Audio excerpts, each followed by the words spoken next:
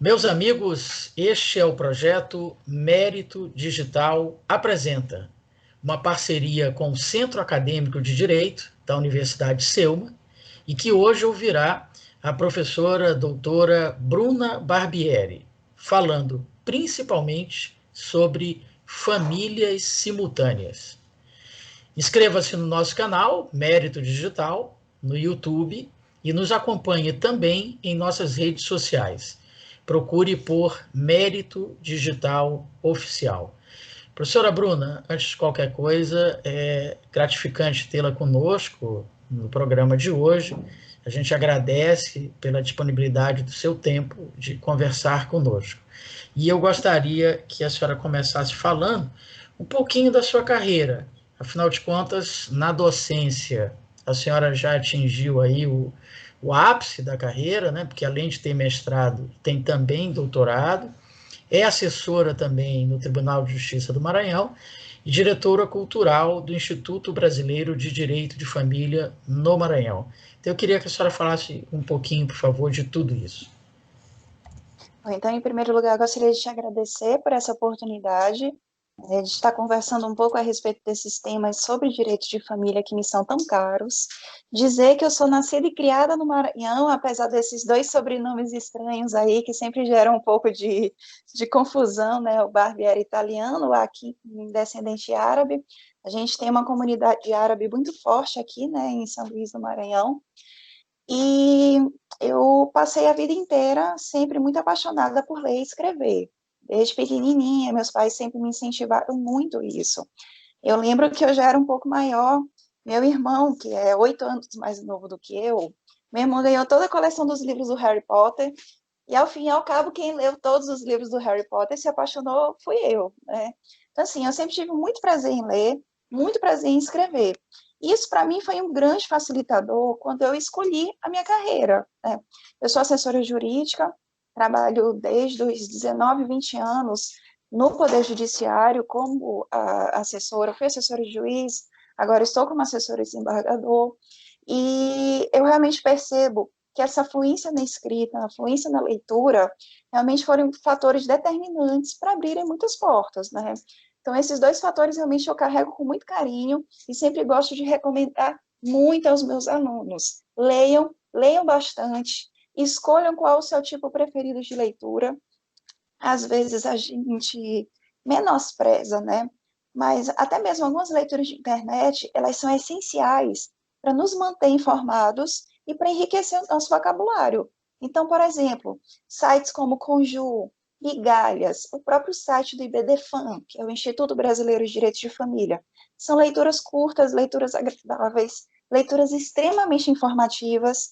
Então, eu realmente acho que o segredo do bom profissional é esse prazer pela leitura, é o prazer por estudar, e a gente que está na área jurídica, continuamente precisamos estar focados nesse estudo, nas descobertas de novas informações e no nosso aperfeiçoamento profissional. Bom, e para quem gosta tanto de ler e de escrever, seria natural que já tivesse alguma coisa publicada, né? A senhora já tem um livro publicado, que é Relações Simultâneas Conjugais, com o subtítulo de O Lugar da Outra no Direito de Família. Comente também, professor, um pouquinho sobre esse seu filho aí. Então, eu fiz a Universidade Federal do Maranhão e eu fui uma aluna bem tranquila, não me envolvi em muitas atividades, como, por exemplo, o grupo de pesquisa, centro acadêmico. Por alguma razão, eu fui super quietinha na minha época da faculdade. Mas eu sempre fui apaixonada, né, por escrever. E a minha monografia, eu comecei a fazer, eu acho que eu estava no quinto período. Eu comecei a ler muito sobre união estável e sobre casamento, que os temas de família, eu sempre tive um diletismo, né, um apreço maior pelos temas de família, direitos de família. E no quinto período, eu encontrei a questão da união estável, que na época ainda estava assim, cheio de dúvidas. Como você constitui uma união estável? Qual é a diferença para namoro? Dúvidas que permanecem até hoje. Só que à medida que eu ia aprofundando os estudos, e eu montei uma verdadeira biblioteca em casa. Eu recorria aos livros, as famosas Xerox, né, que a gente tira dos livros da biblioteca, mas eu comecei a comprar muito livro também. E, inclusive, até hoje, meu local preferido de fazer compra pela internet é o estante virtual, que é onde você encontra livrarias e sebos do Brasil inteiro, e você realmente tem acesso a uma biblioteca virtual enorme. Então, eu comecei desde o quinto período a estudar muito sobre o tema união estável. Só que, de repente, eu percebi que tinha um assunto mais interessante. E tinha um assunto que as pessoas falavam pouco. E aí eu fiz uma escolha. Eu quero falar sobre o que todo mundo fala, ou eu quero ter a coragem de falar sobre alguma coisa que poucas pessoas falam? E eu fui pelo segundo caminho, né, um caminho um pouco mais ousado, mais corajoso, e eu resolvi estudar o papel da amante. E à medida que eu ia aprofundando o estudo, eu fui percebendo que nem toda relação que a gente carimba com o nome de amantismo realmente tem que ser considerada uma mera relação de amantismo. Então, a partir desse estudo que eu fiz, da minha monografia da UFMA, foi que surgiu esse livrinho que a gente vai conversar hoje, que é Os Relações Simultâneas Conjugais, o lugar da outra no direito de família. Por que o lugar da outra? Porque eu fui percebendo pela bibliografia que existiam tipos diferentes de relações de amantismo. Então, isso me ajudou a conseguir construir toda uma teorização a respeito de 3 espécies de relações do chamado concubinato, que eu acho que a gente vai ter bastante oportunidade de conversar hoje. Então, veio do meu trabalho de conclusão de curso, que eu realmente me dediquei, e que eu fiz uma escolha. Eu escolhi falar de algo que poucas pessoas falavam. Eu acredito que eu tenha seguido por um bom caminho. Certamente. Professora Bruna Barbieri, trabalho de conclusão de curso, de graduação, geralmente é uma revisão bibliográfica, mas a senhora chegou também a fazer pesquisa de campo, chegou a conversar com possíveis amantes, que eu fiquei curioso com relação a isso agora. Então, eu ainda não tinha maturidade como pesquisadora para empreender uma pesquisa de campo nesse porte. Até porque meu tema foi um tema tão espinhoso que muitas pessoas tinham um pouco de preconceito, né?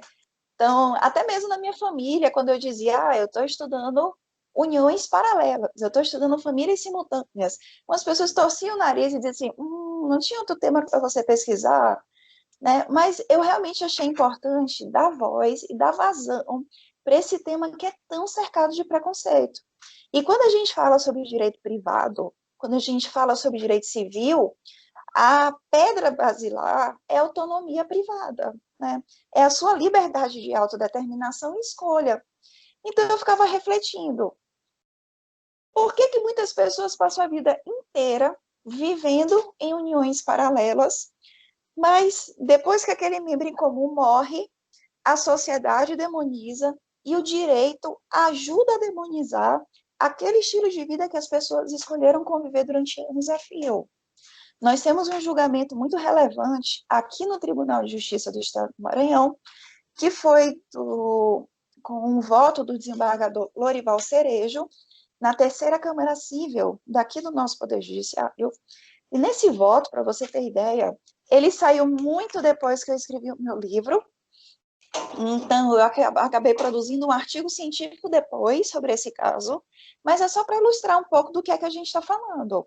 Aqui no Maranhão, existia um médico, esse médico trabalhava na capital e ele trabalhava do interior.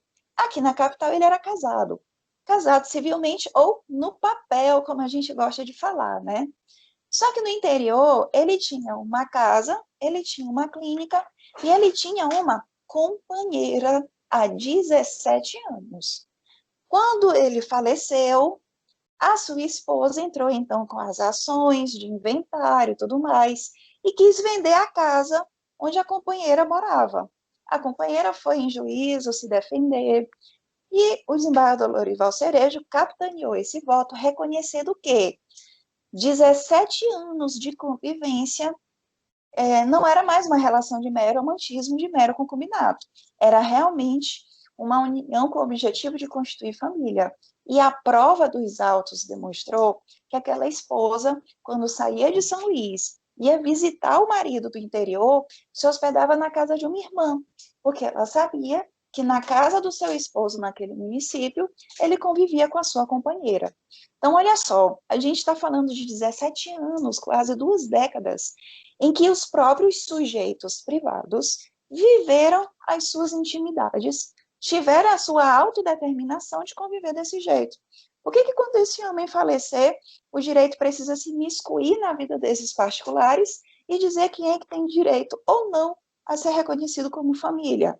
Se ao longo destes 17 anos, ambos os núcleos eram reconhecidos, cada um em suas comunidades, como entidades familiares, né?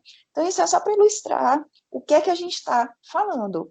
E justamente para ilustrar que não é qualquer relação de amantismo, não é qualquer adultério, né, como se costuma falar, que realmente pode ser considerado uma segunda família. Professora Bruna, eu quero voltar um pouquinho a essa questão do preconceito que a senhora viveu durante o seu trabalho de conclusão de curso. Porque, embora particularmente eu entenda que toda forma de amor é válida, não há por que ter qualquer tipo de preconceito com o amor, mas eu imagino que, normalmente, quando alguém decide por um tema, é porque esse tema lhe é muito próximo. A pessoa viveu uma situação próxima, ou vive uma situação próxima. A senhora enfrentou também esse tipo de preconceito das pessoas imaginarem, ela está escrevendo sobre isso porque ela vive uma situação dessa? Ou se eu conheço alguém, se era alguém da minha família. Para você ter ideia, quando eu fiz o lançamento do livro, eu fui convidada para dar entrevista em vários veículos de comunicação. E eu achei super engraçado uma vez que eu tinha acabado de dar uma entrevista e o entrevistador, a entrevistadora, que eu não vou revelar, baixou o microfone, né? Fez o sinal para cortar a câmera, virou pertinho de mim e perguntou assim: mas me conta, por que você resolveu falar sobre isso? É alguém da sua família? É você que vive isso? E aí eu bolei na hora uma frase que eu repito até hoje: olha, não confunda o pesquisador com o objeto da pesquisa. Eu sou hétero, mas eu estudo, eu defendo e eu escrevo sobre direitos homoafetivos. Não é porque eu defendo a bandeira da homoafetividade, da homossexualidade, que eu seja homossexual, homoafetiva, né? Então a gente precisa parar com esse pensamento que às vezes a gente tem no Brasil de confundir o pesquisador com o objeto da pesquisa. E nessa época eu senti na pele essa emoção de ter escolhido um tema polêmico e ter tido muito desse preconceito das pessoas sobre por que então falar sobre relações de amantismo. E realmente a minha escolha foi essa. Eu queria falar sobre o que ninguém tinha falado. Eu queria descobrir assim, uma mina de ouro e aprofundar bastante os estudos sobre isso e me tornar conhecida em virtude de um tema inovador, de uma fundamentação minha criada.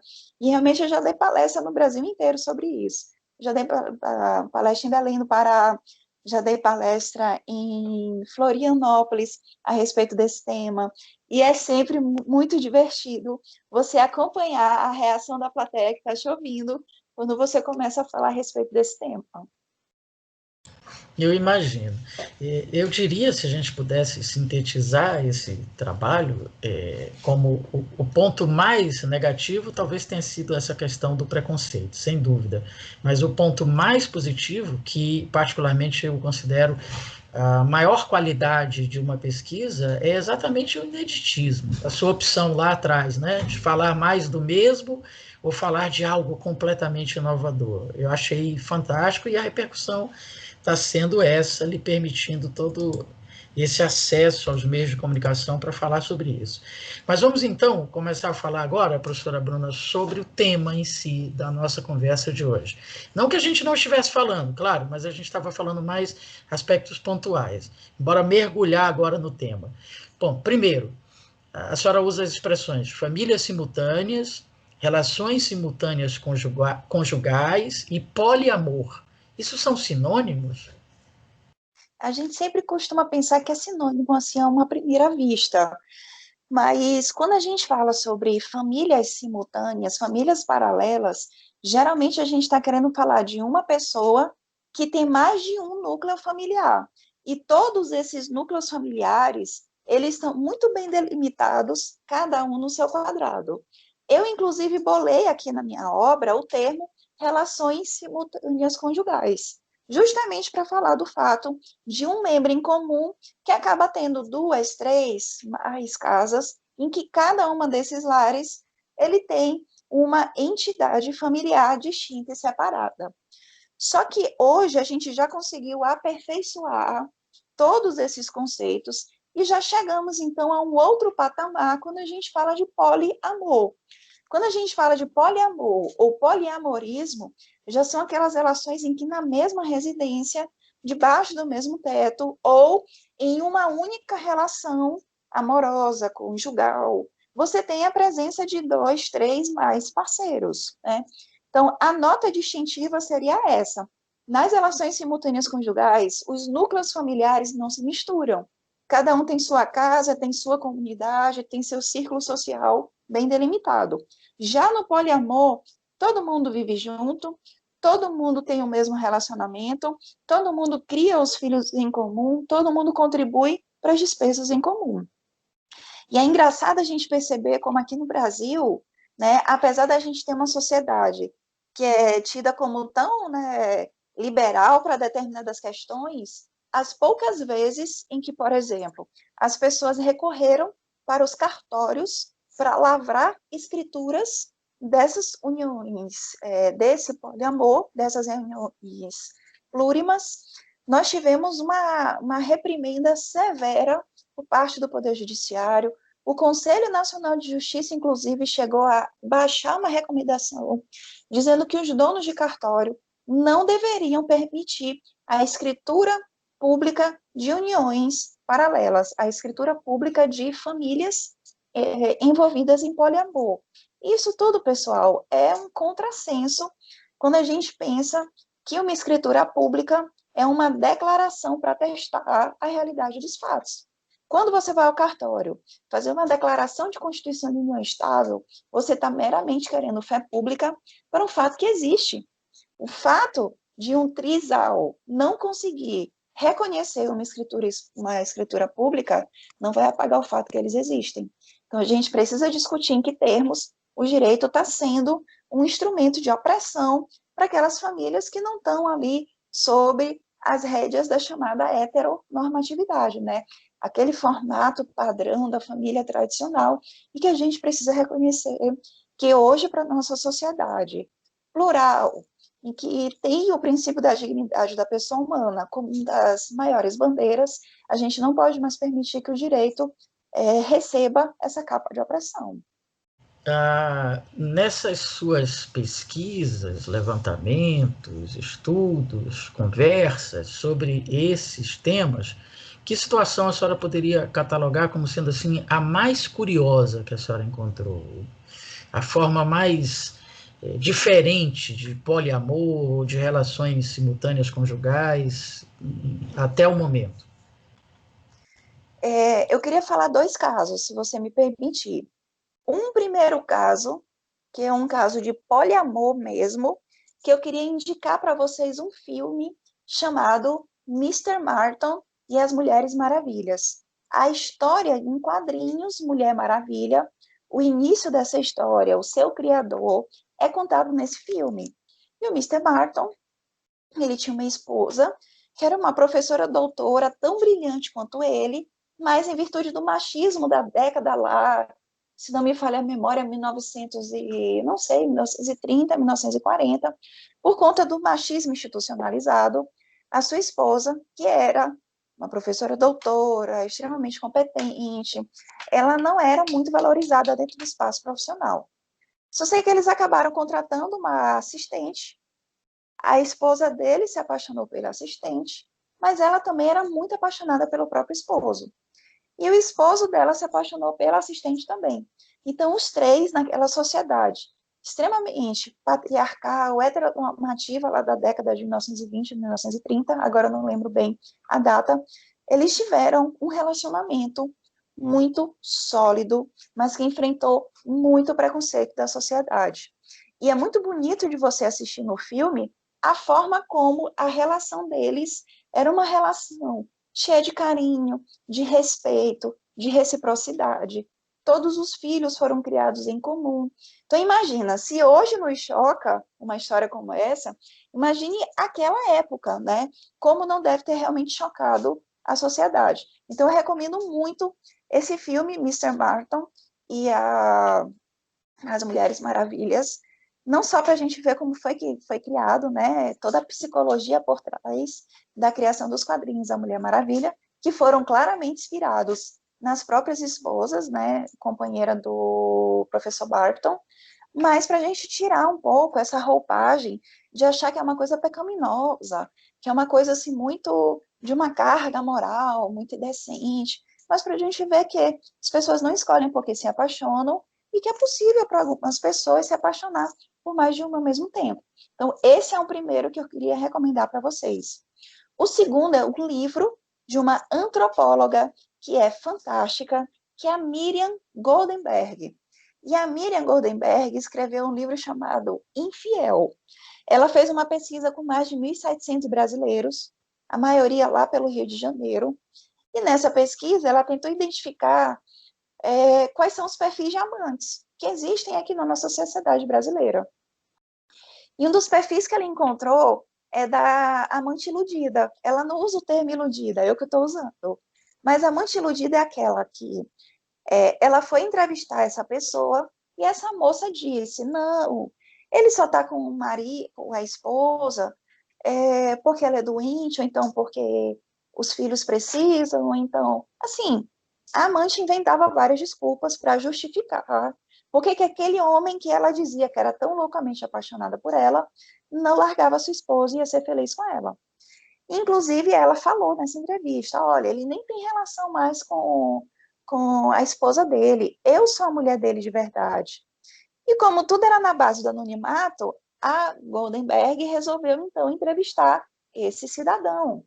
O cidadão falou tudo completamente contrário ao que a amante tinha falado. Ele disse, não, eu amo minha esposa, eu jamais vou me separar da minha esposa.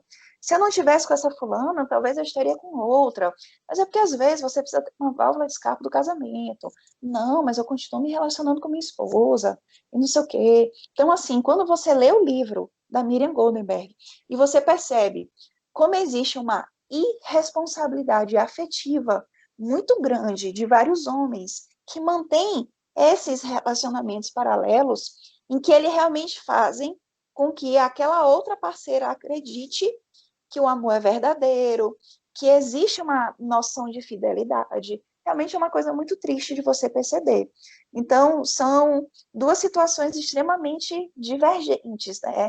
Você assistir como foi a história de vida lá do Miss Martin com as suas duas esposas, e você perceber, por exemplo, um relato aqui de um brasileiro que é completamente irresponsável afetivamente e com isso constrói duas entidades paralelas e que ao final só vão se confrontar depois que ele morrer. E aí depois que ele morrer, as pobres das duas mulheres vão ficar aí se digladiando em virtude dessas promessas de amor, dessas promessas de fidelidade que na verdade em vida ele jamais tinha cumprido.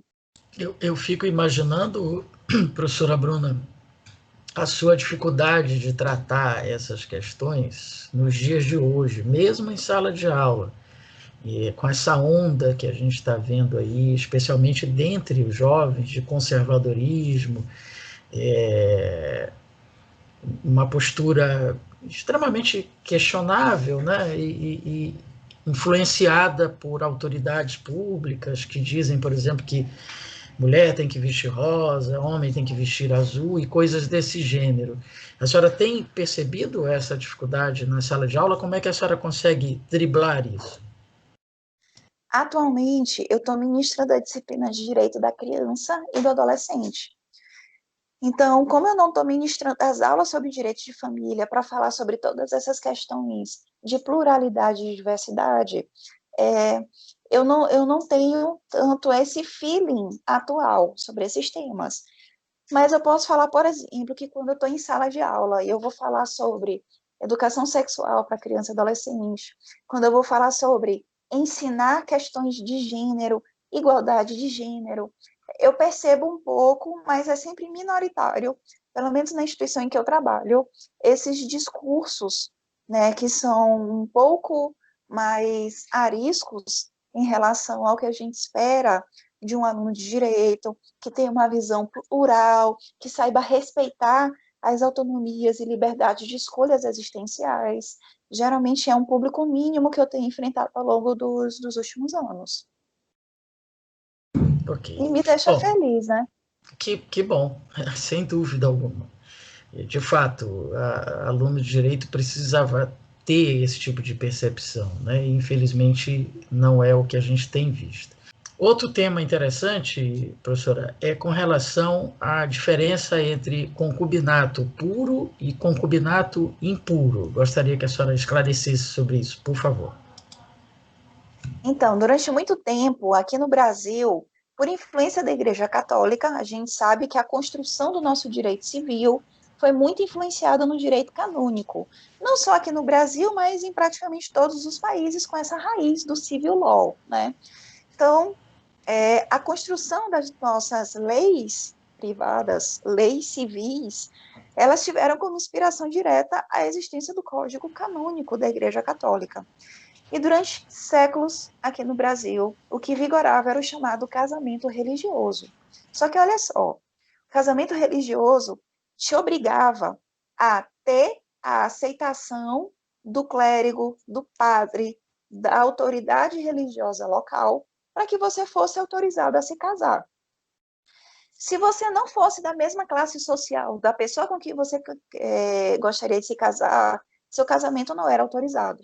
Se você não tivesse a mesma cor de pele que a pessoa que você queria se casar, seu casamento não era autorizado. Se o seu pai não deixasse você se casar, seu casamento religioso não era autorizado.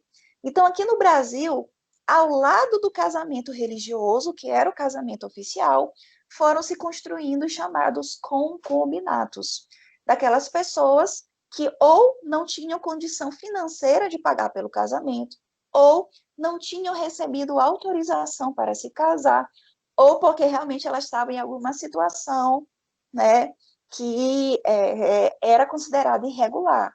Duas pessoas solteiras que não tinham se casado no religioso, não tinham se casado perante a igreja e, por conseguinte, perante o Estado, elas eram consideradas concubinas. Só que aquele homem que já era casado, que mantinha uma relação duradoura com outra mulher, por ele ser casado, ele também era chamado de concubino, e aquela mulher ia ser chamada de concubina. E a gente tem N sinônimos para essas palavras. Eu sei que vocês já devem ter ouvido. Uma barregã, teuda e manteuda, armaziada, amancebada, todos esses eram termos da época, pessoal, para falar sobre uma mulher que vivia em concubinato. E todos esses termos se referiam a essa circunstância, né? Ou as pessoas que se envolviam com alguém que tinha impedimento ao casamento, ou simplesmente eram as pessoas livres, mas que não se casavam, né? Não tinham a autorização para se casar. Então, se começou no tempo a ter essa bifurcação.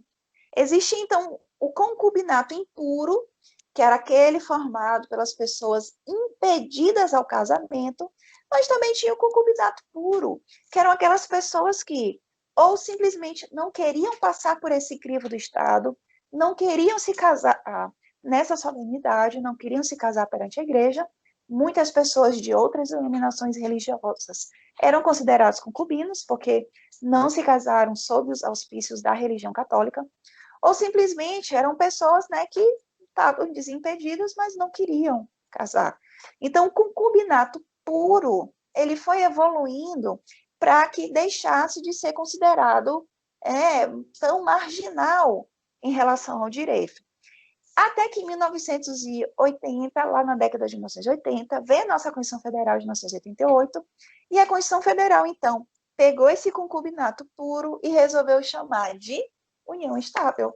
Então, a nossa união estável é essa união de pessoas livres e desimpedidas, mas que por alguma razão desejaram não se submeter ao crivo do casamento oficial, né, da forma de constituição oficial de uma relação que é chamada o casamento, seja ele civil ou seja ele religioso. Então, essa questão cultural é muito bacana, até porque hoje no nosso Código Civil a gente tem a figura do casamento civil, a figura do casamento religioso, a figura da união estável, e a gente tem a figura do concubinato expresso lá no nosso Código Civil. E a redação, pessoal, inclusive eu defendo que em nenhum momento o nosso Código Civil proíbe o concubinato, porque ele só diz as relações não eventuais entre o homem e uma mulher impedidos de casar constitui concubinato. Vocês estão vendo alguma regra proibitória aí? Eu não consigo enxergar. Então, na minha interpretação sistemática, e sempre pautada nesse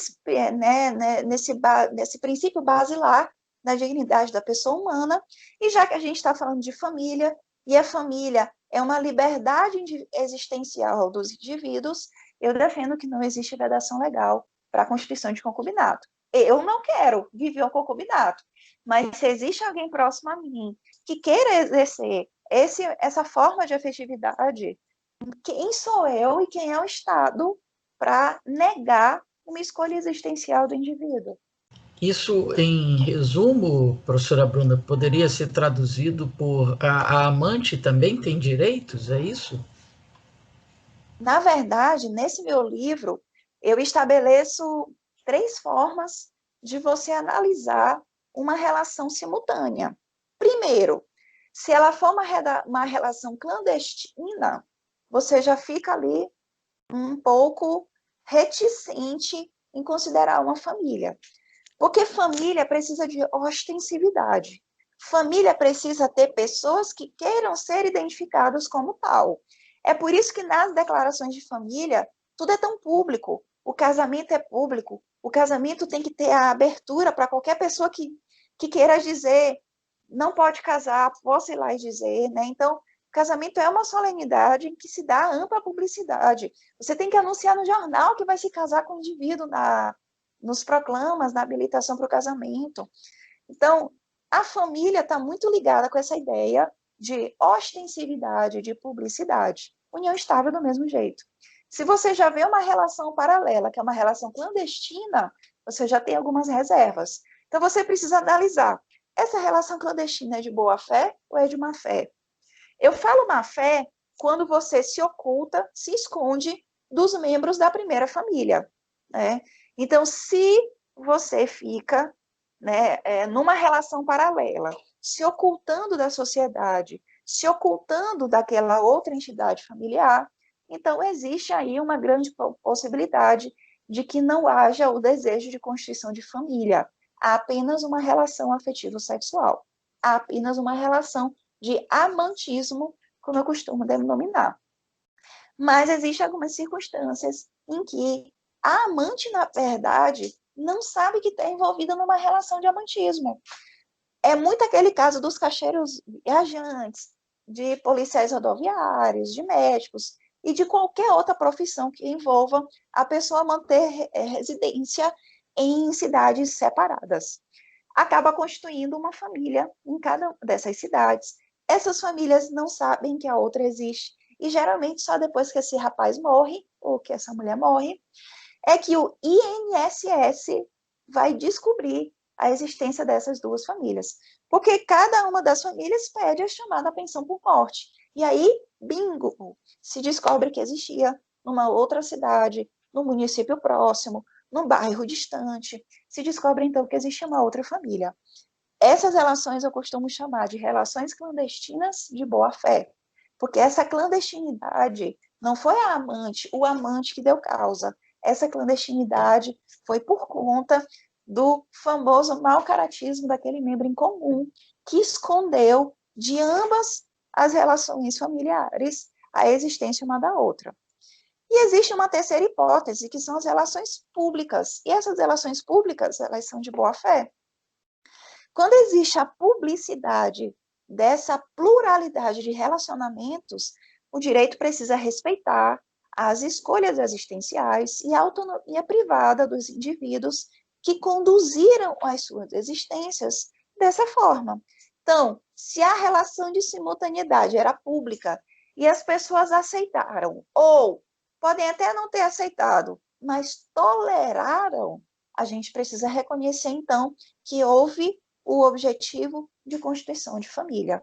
houve os requisitos de constituição de família, ostensividade, publicidade, comunhão de vida, esse é o objetivo de constituição de família, então, ele está configurado. Então, nem toda amante pode ser considerada família. Nem toda relação de amantismo vai poder ter guarida nas regras, nos princípios do direito de família. Obviamente, professora, que essas afirmações, elas são embasadas na sua pesquisa doutrinária e tal, mas e o judiciário? Como é que ele tem se comportado em relação a tudo isso? Ele aceita essas distinções? Ele aceita esse poliamorismo? Porque a gente sabe que a tendência natural do judiciário é que ele seja um tanto quanto conservador. Isso está mudando? Isso já tem mudado muito. Apesar da jurisprudência dos tribunais superiores, o STJ, ele valoriza muito o princípio da monogamia, que eu não entendo que seja um princípio jurídico, eu entendo que seja uma escolha existencial do indivíduo. Eu escolhi a monogamia para mim, mas eu preciso respeitar as pessoas que escolham coisas diversas. Eu sou hétero, mas eu respeito as pessoas que tiveram escolhas diversas, né? Eu gosto de samba, eu respeito as pessoas que têm escolhas musicais diversas, são escolhas existenciais do indivíduo. E o STJ, por enquanto, ele ainda tem essa prevalência sobre o princípio da monogamia. Porém, o STJ tem algumas autorizações sobre partilha de bens quando se demonstra que aquela família paralela contribuiu para as aquisições. A jurisprudência dos tribunais ela é extremamente diversificada. O Tribunal do Maranhão é considerado um tribunal de vanguarda em relação ao reconhecimento das famílias paralelas, de maior vanguarda do que, por exemplo, tribunais como Rio Grande do Sul, né, como tribunais de São Paulo, que tem uma jurisprudência a favor, mas é uma jurisprudência minoritária, né? Então, hoje em dia, nós encontramos jurisprudência com todas as teses defensáveis. Durante muito tempo, se criou no Brasil a chamada teoria da indenização por serviços prestados. Se entendia que aquela concubina que tinha passado anos e anos se dedicando àquele homem e que chegava, por exemplo, nos seus 50, 60 anos e era abandonada por aquele indivíduo, a jurisprudência criou o pensionamento chamado indenização por serviços prestados. Só que eu acho isso uma visão ainda extremamente machista e que relega a mulher aos serviços domésticos do lar. Então, eu tenho um pouco minhas reservas sobre a adoção desses termos, indenização por serviços prestados, até porque relação afetiva, o partilhar afetivo, ele não é um serviço prestado, ele é uma recíproca, né? Ele é uma escolha de vida, e a gente não pode considerar esses termos de um serviço a ser, reembolsado, a ser indenizado.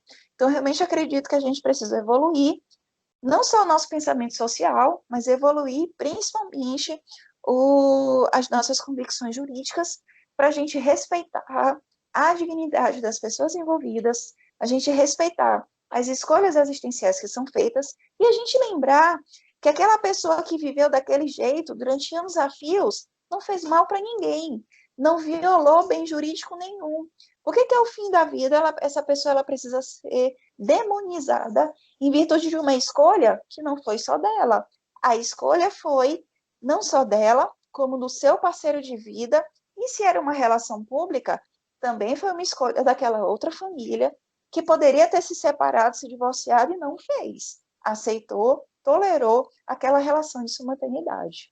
Que maravilha! Professora doutora Bruna Barbieri, foi um grande privilégio essa conversa com a senhora. Podemos aprender muito e principalmente despertar o interesse também por esse tema tão diferente, palpitante e tão vivo, tão presente, não hoje, mas de sempre, né?